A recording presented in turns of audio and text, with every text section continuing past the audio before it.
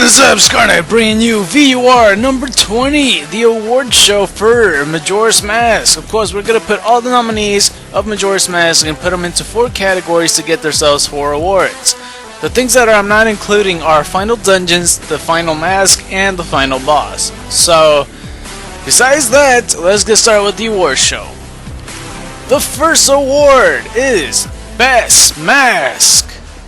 So the first mask, as you can see, I'm just going to put everything on screen because naming all of them is a lot to deal with. And of course, like I said, the final mask is not going to be part of this. This is why I didn't select the description for that. It was pretty much settled with because there's most people, I guess I could say second place is the Deku Mask. But the winner for the Best Mask award goes to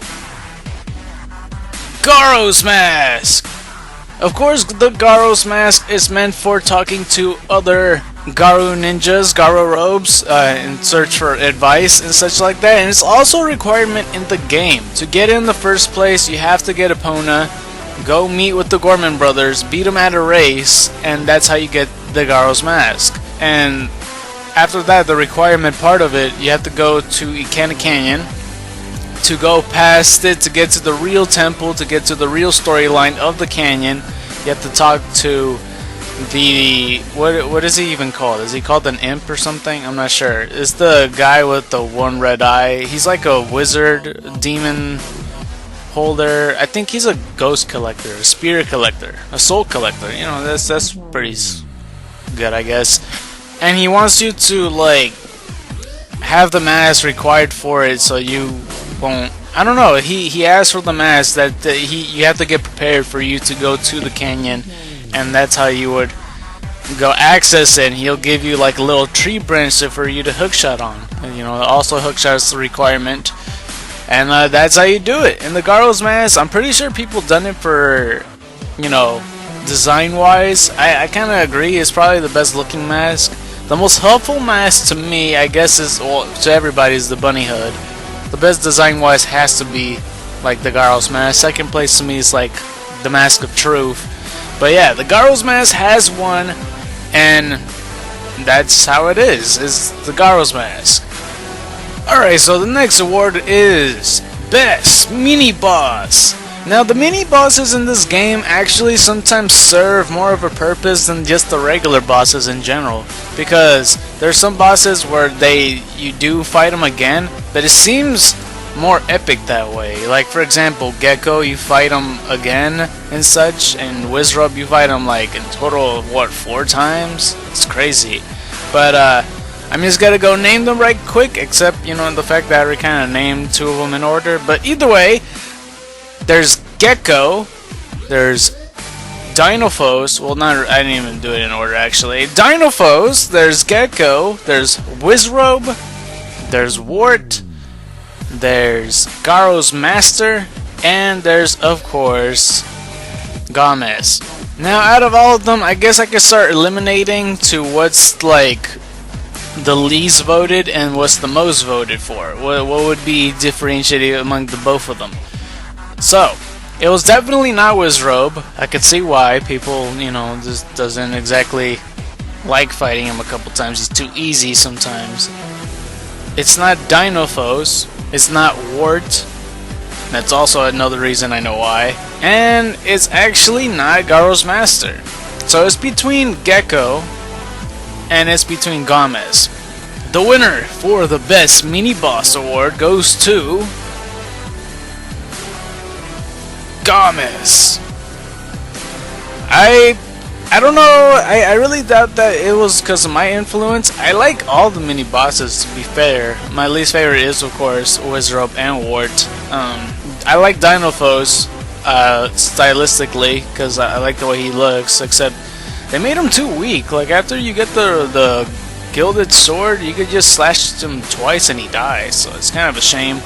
Gecko I kind of like, because he's like a demon frog. That's a requirement in the game to, or not a requirement, but you know, to get the other mask in the game. I want you guys to know, the first time I played Majora's Mask, I didn't complete it with hard pieces. I completed as much as I can with all the masks available.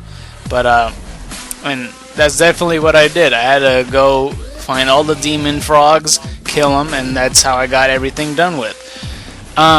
Garo's Master was surprising. I thought he was gonna get closer. I thought he was gonna get at least second place, if not first place. And did I name all of them? Wizrobe was obvious to me. I knew he wasn't gonna win. Gomez, though, he's like one of the only times you face him, and it's such a great match. And of course, I'm not gonna include Iron Knuckle as well because he's not exactly a mini boss. I guess he is, but I don't know. I'm not sure what to say about that. Iron Knuckle, I'm not sure. Congratulations, Gomez. The next award is Best Temple. Now there's only 4 temples / dungeons of this game, so let's get started. So there's Woodfall Temple. The way you get this is by getting the Sonata of Awakening from the monkey who is being held captive from all the Dekus because they believe that he is the one that kidnapped or Deku-napped the Deku princess, and now we have to save her from the hands of Alderwall. The next temple is Snowhead Temple, where Darmani passed away because he saw a mysterious blizzard go just boo him off the canyon and he died from it.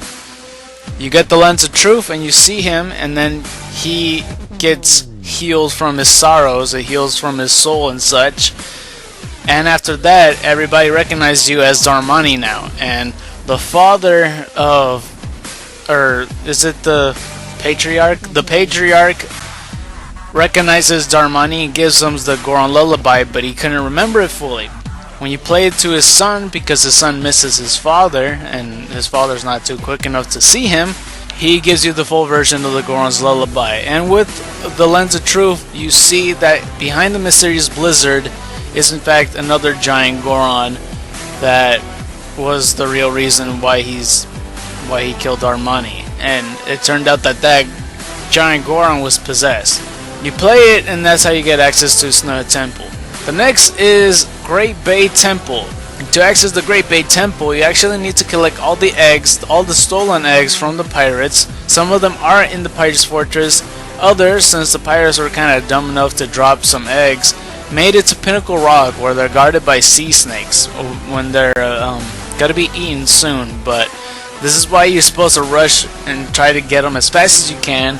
And once you get all the eggs and return to the Marine Research Lab, they all make little musical notes and display a song, which is the New Wave Bossa Nova, and you have to play it in front of the person who laid those eggs. So that would be Lulu, who lost her voice recently.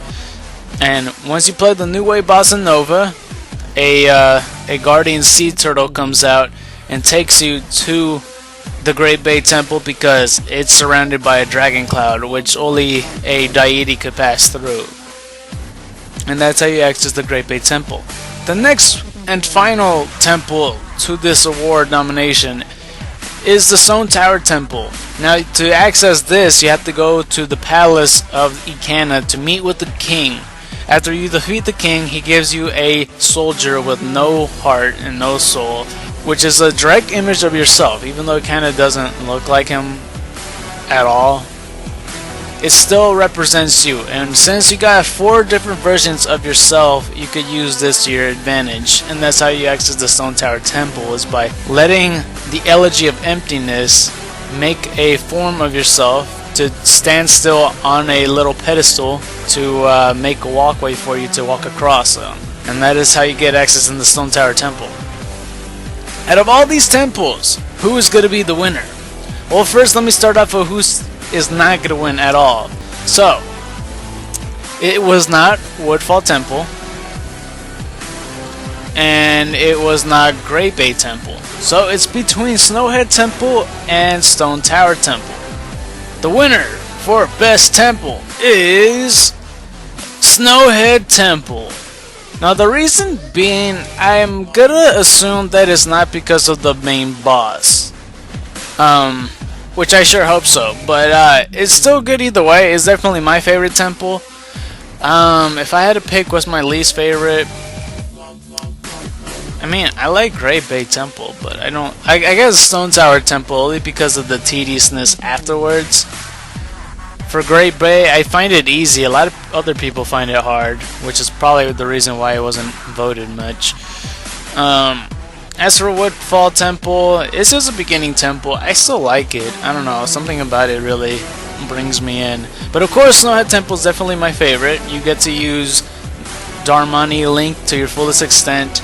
You have to like solve this puzzle. You have to go around the center pillar.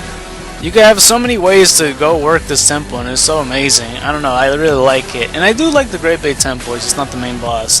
Speaking of the final nominations, the final award is Best Boss. Now there's also 4 bosses, and of course I'm not going to include the final boss. I just wanted to make mention of this just so people don't become confused. But the nominations as follows: the Venom-Blooded Bugmaster Aldual, the Electric Charge Mastodon Goat, the most annoying boss in the game Georg, or the Cybertronic Sandworm Twinmold. To be honest, I kind of don't remember what nickname I gave Georg or Twinmold, but I did kind of remember on the first 2 at least. But out of all the bosses, of course there's the Samurai, there's the Mastodon, and then there's the Fish. And then there's the Double Battle. It's not a Pokemon, but Double Battle, because there's 2 Sandworms, except there's not 2 of you. Either way though, whatever is the best boss battle will declare the winner of the award. So let me start by eliminating the bosses. It was not Georg. Thank goodness it's not Georg, because I'll be so confused if you guys pick Georg. It was not Aldual, probably for the reason that it's like the first boss. So it's either between Goat and Twinmold. Yet again, it's another duo of the, another duel of the second temple and the fourth temple.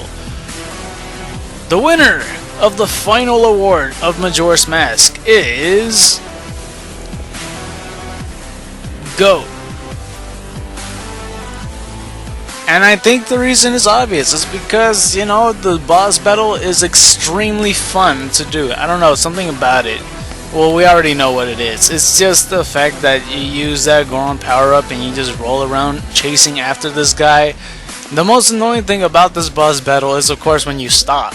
You know, once he stops you in your tracks. But other than that, when you're ricocheting all over the place, when you're flying off these ledges, trying to catch up to him, it is really extremely fun. But those are all the awards. If you're here and it's been like way after the time to vote, just put in the comments what you think is the winner, regardless of the fact of who already won.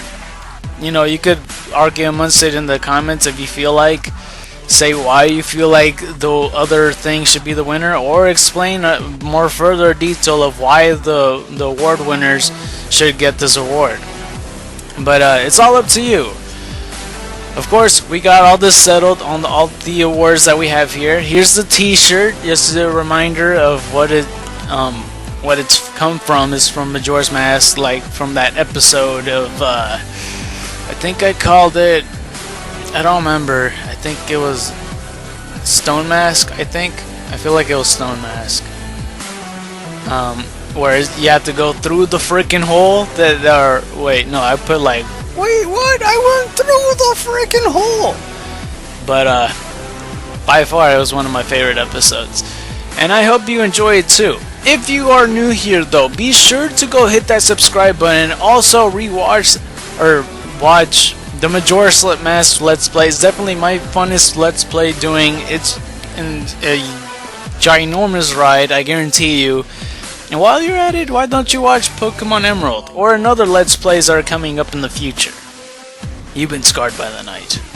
I'm out.